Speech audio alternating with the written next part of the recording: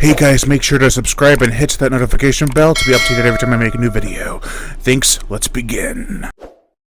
Hey guys, welcome back to the channel. My name is Brian and I am the horror show host. And today is Easter. I had watched and wrote my notes for all the Bunnyman movies.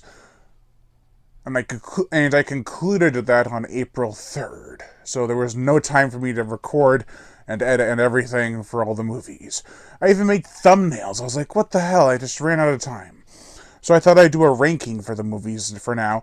And let me know in the comment section below if you want me to review the Bunnyman movies, even though it's going to be after Easter, maybe like a couple days or so.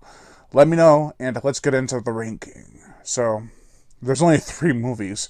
But I figured I'd go from my least favorite to my favorite. Even though these are bad movies, it was quite the hard decision to make. They have things to like about them. They do. But there's a lot of stuff that just doesn't work. And for me, number 3 is the original Bunnyman. Now, the reason I feel this one is the worst is because I can barely remember a thing about it. I watched it maybe a few months ago, including the Grindhouse edition, which was even worse. And, wow. There are some stuff you can remember, like, the mother is crazy, like, she's just out there. She's, like, mad at someone one minute, and then thinks of something that could help benefit them, and then becomes, like, the sweet, nurturing woman who's like, oh, I'll take care of you, I'll keep you out of danger, and then she turns on them. Like, who couldn't have seen that coming? The characters were really dumb. Yeah, it was a weird movie. Like, this came out in 2011. Now, you would think, 2011? This is a decent time for horror movies, especially the direct-to-video type. But, this was very low budget. I don't know, it's just a weird movie. And the fact that the Grindhouse edition is so much of an exploitation movie that it adds, like, exploitation elements, such as the Grindhouse filter, or the old film filter, or the grainy filter, kung fu dialogue. It's like, it made no sense. I didn't like it. And I don't know. There were some decent kills in this movie. Pretty much all the gore is practical from what I can remember. There were some nice shots, and yeah, that's about it. Number 2 is Bunnyman Vengeance. This is the 3rd installment in the long-running Bunnyman franchise. There is some stuff to like about this movie. It's shot well. The characters are okay. There are some decent kills. The CG gore is crap, except for like one kill where it looked okay. I'm not a big fan of CG gore, but sometimes it's like, okay, this movie was low budget, let's see what it can offer. But there was so much wasted potential. There's this carnival that builds up for like more than half the movie. It's about a 5 to 8 minute scene that only has 2 kills on screen and like 10 off. It was like, that's a waste. They didn't explain the backstory that well. It was very muddled. I get who the kid was supposed to be who saved Bunnyman as a child, but who the hell were the other 2 guys? I couldn't tell at all. Maybe they were the 2 guys taking care of Bunnyman at this point in the future, but I don't know. Plus, this movie ended, and it was like, okay, it seems like it's over and done with now.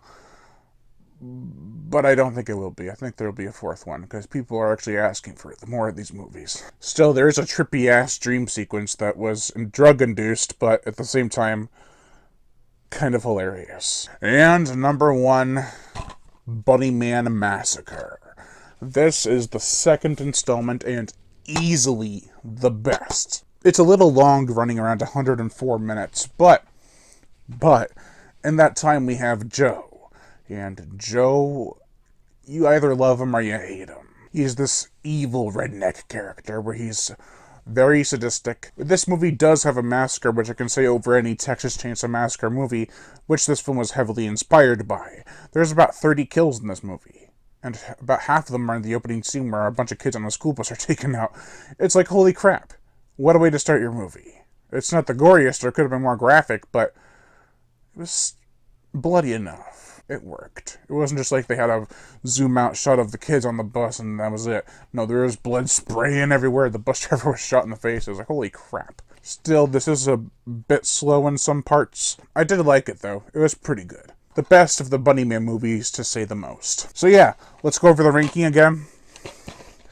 The original is number 3, a very forgettable slasher movie, very predictable with very dumb characters.